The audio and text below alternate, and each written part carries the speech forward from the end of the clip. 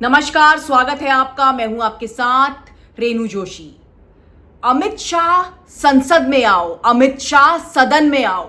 हर सांसद, विपक्ष के हर सांसद, विपक्ष के हर नेता बस यही मांग कर रहे हैं कि अमित शाह जल्द से जल्द सदन में आए। और ये मांग करते हुए अब तक सोचिए कितना लंबा वक्त बीत चुका है। 21 जुलाई से मॉनसून सत्र शुरू हुआ था, उसके बाद से लेकर अब तक अमित शाह सदन से गायब हैं। खासकर 20 जुलाई के दिन जो छात्रों पर हिंसा हुई थी, उसके बाद से लगातार विपक्षी पार्टियां अमित शाह को संसद में बुलाने की मांग कर रही हैं। सदन नहीं चल पा रही है। इस बात को लेकर सबका जो प्राइमरी मुद्दा है वो है छात्रों के ऊपर हुई हिंसा, लेकिन अमित शाह सदन से गायब है। लेकिन आज एक ऐसी कहानी सामने आई कि बड़ी हैरान करने वाला मामला सामने आया कि किरेन रिजिजू ने कहा कि वो बीजेपी अमित शाह तैयार है सदन में आने के लिए, वो तैयार हैं चर्चा के लिए। मैं बहुत साफ शब्दों से सरकार की ओर से कहना चाहता हूं, सरकार पूरा छात्र का मामले को लेकर के चर्चा के लिए तैयार है। और स्टेटमेंट ही नहीं, छात्र का मामला को लेकर के पूरा चर्चा के लिए तैयार है और पूरा जवाब देने के लिए तैयार है। गृह मंत्री जी विस्तार से जवाब देने के लिए तैयार है। अब सवाल यहां पे ये उठ रहा है कि अमित शाह अगर सदन में आने को तैयार हैं तो क्यों ऐसा करा कि इतने दिन बर्बाद कर दिए गए। अब सिर्फ इस सत्र के 3 दिन बाकी हैं। मतलब 21 जुलाई से ये सत्र शुरू हुआ था और अब जो 13 अगस्त है तब तक ये सिर्फ सत्र है, तो 3 दिन बाकी है। मतलब 11, 12 और 13। अब 3 दिन में ऐसा क्या चाहते हैं अमित शाह। इन लास्ट के 3 दिनों में अमित शाह कैसे तैयार हो गए सदन में आने के लिए, और क्या बीजेपी की रणनीति है, ये समझना बेहद जरूरी है। पहले ये माना जा रहा था कि अमित शाह इसी तरह से वक्त को बर्बाद करना चाह रहे हैं, क्योंकि 20 जुलाई में जो हिंसा हुई थी उसके बाद अमित शाह के पास कोई चीज बाकी नहीं रह गई थी कि वो जनता के सामने बोल सके या संसद में बोल सके। दरअसल जो छात्रों के साथ मारपीट की गई, उनके साथ लाठीचार्ज किया गया, उनके ऊपर जो आंसू गैस के गोले बरसाए गए, पैलेट गन का इस्तेमाल किया गया, उसके बाद ये बात साफ थी कि अब जो अमित शाह हैं वो क्या जवाब दें। क्योंकि लगातार विपक्ष, नेता प्रतिपक्ष राहुल गांधी यही कह रहे थे कि जो भी छात्रों के साथ हुआ, अगर वो अमित शाह ने किया है तो अमित शाह उसे कबूल करे। अब सवाल ये था कि गृह मंत्री क्या बोले। उन्होंने अगर किया है तो वो कैसे कबूल करें, और अगर नहीं किया है तो क्या, जैसा कि राहुल गांधी ने कहा कि वो अयोग्य हैं, उन्हें पता ही नहीं था कि क्या हो गया छात्रों के साथ। तो अब इस पूरे मामले में पहले अमित शाह फंसे हुए थे। ऐसा लग रहा था कि शायद वो वक्त ले रहे हैं और इसी तरह से पूरे मानसून सत्र को खत्म कर देंगे। लेकिन इसी के साथ साथ मानसून सत्र में है एक और मुद्दा जो छाया हुआ है, वो है चढ़ावा चोरी का, जो कि बहुत बड़ा मुद्दा है। राम मंदिर में चोरी का मामला ऐसा है कि पूरी जनता इस मामले से जुड़ी हुई है।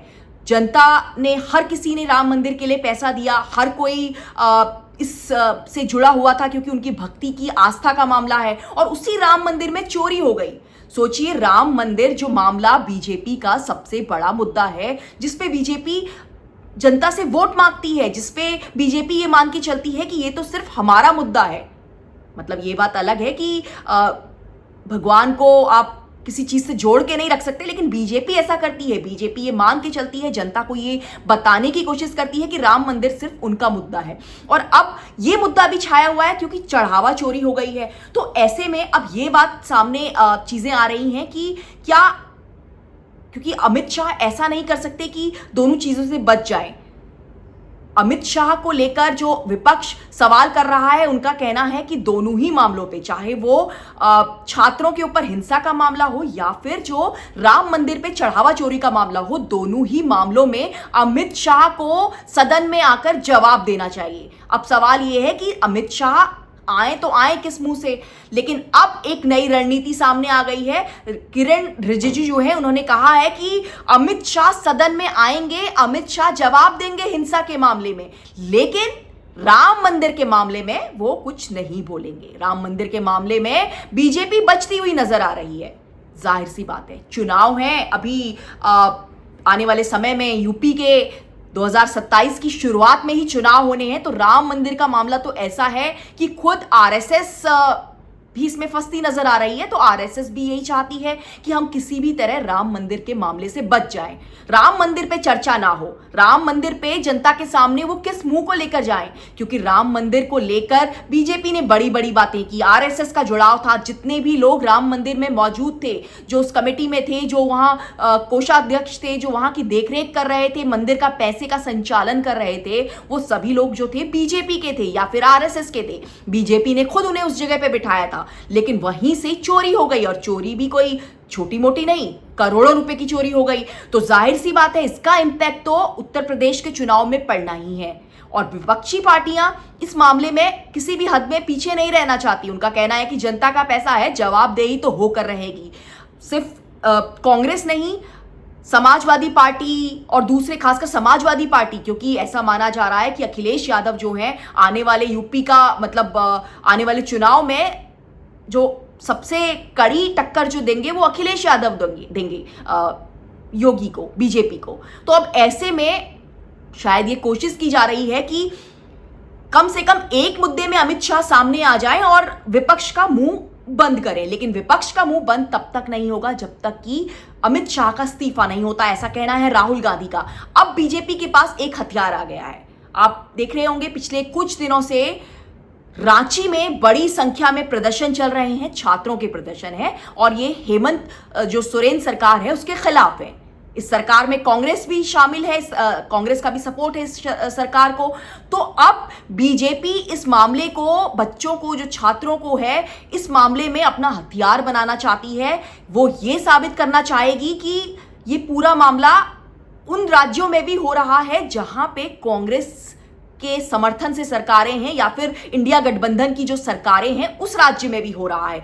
तो अमित शाह के पास शायद ये एक लॉजिक कुछ बोलने के लिए बचता है, क्योंकि इसके अलावा तो अमित शाह किसी भी तरह से कुछ भी बोलने के लायक नहीं बचे थे, क्योंकि दिल्ली में छात्रों के ऊपर काफी बुरी तरह से हिंसा की गई थी। और तमाम जो जेनजीज हैं, युवा हैं, कॉकरोच जनता पार्टी है, जितने भी बच्चे जो हैं वो इस बात से खफा हैं और सवाल पूछ रहे हैं, इंतजार कर रहे थे अमित शाह का। और इसी बात को विपक्ष लगातार मुद्दा खड़ा कर रहा था। तो अब यही सवाल है कि क्या बीजेपी राम मंदिर की कीमत पर, यानी यूपी की कीमत पर अमित शाह का इस्तीफा ले लेगी? क्योंकि जैसे ही वो सदन में आएंगे विपक्ष उन्हें छोड़ेगा नहीं। विपक्ष के पास इतने ज्यादा आरोप हैं देश के युवाओं के खिलाफ जो हुआ है, उसको लेकर विपक्ष किसी भी कीमत पर अमित शाह को नहीं छोड़ेगा। उनकी मांग सिर्फ एक रहेगी कि हमें तो इस्तीफा चाहिए। तो क्या अब ऐसे में सरकार अमित शाह का इस्तीफा लेकर इस पूरे मामले से हटना चाहेगी और यूपी में आगे अपनी जो रेस है उसमें बनी रहना चाहेगी? क्योंकि अगर ऐसा नहीं होता, अगर राम मंदिर का मुद्दा भी संसद में उठता है, तो ये सीधा सीधा यूपी के लिए खतरनाक साबित होगा, बीजेपी के लिए।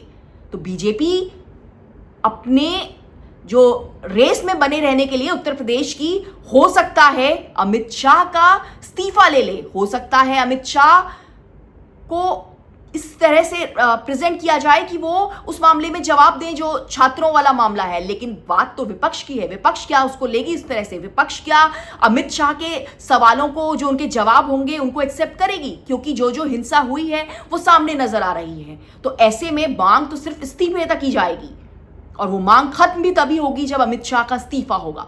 तो ये चारों तरफ से ट्रैप वाली सिचुएशन है बीजेपी के लिए, और ऐसी ट्रैप वाली सिचुएशन है कि बीजेपी चाह के भी इस सिचुएशन से बाहर नहीं निकल पा रही है।